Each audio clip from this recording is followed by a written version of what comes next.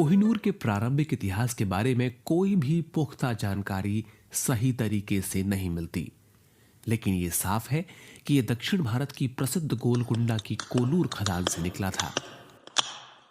ये 17वीं शताब्दी तक दुनिया के सबसे बड़े हीरे की खदान थी और कोहिनूर हीरे की इस सबसे बड़ी खदान से निकला उस समय का दुनिया का सबसे बड़ा हीरा था।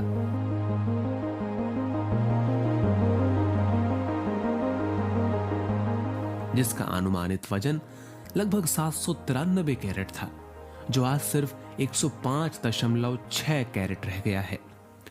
आज से लगभग 800 साल पहले यह हीरा दक्षिण भारत के प्रसिद्ध काकतीय साम्राज्य की शोभा बढ़ा रहा था। ऐसा माना जाता है कि यह हीरा दक्षिण भारत के काकतीय साम्राज्य में एक मंदिर में लगी भद्रकाली की मूर्ति की बाईं आंख में लगा हुआ था। जब अलाउद्दीन खिलजी के मलिक कफूर को दक्षिण के अभियान पर भेजा गया, तब इसी मंदिर से उसने कोहिनूर को लूटा था। इस तरह ये बेशकीमती हीरा दिल्ली पहुंचा।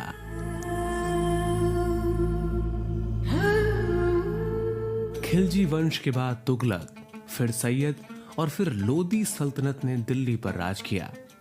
लेकिन आश्चर्य है कि इस बीच के किसी भी ऐतिहासिक रिकॉर्ड या किसी साहित्य में इस हीरे का कोई जिक्र नहीं मिलता।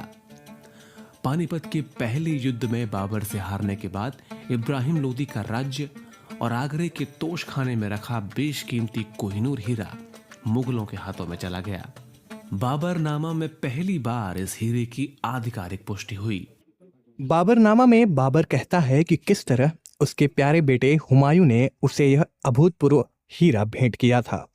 जब हुमायूं ने इसकी कीमत आंकनी चाही तो बाबर ने उससे कहा, इतनी बेशकीमती हीरे की कीमत एक लठ होती है। जिसके हाथ में भारी लठ होगा उसके हाथ में यह हीरा होगा।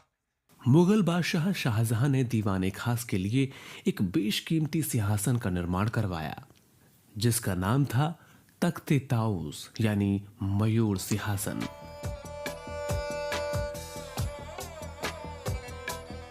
इसे बनवाने में ताजमहल से दोगुना खर्च आया था और इसमें 1200 किलो सोने और दूसरे रत्न और मणियों का इस्तेमाल किया गया था। माना जाता है कि सिंहासन के ऊपरी भाग में बने एक मोर की आंख में वही बेशकीमती हीरा कोहिनूर जड़ा हुआ था। जब औरंगजेब मुगल शासक बना तब उसने इस हीरे को तराशने की जिम्मेदारी वेनिस के रत्न कलाकार हॉर्टेंशियो बैरेजियो को दी, लेकिन उसने हीरे को इतनी बुरी तरह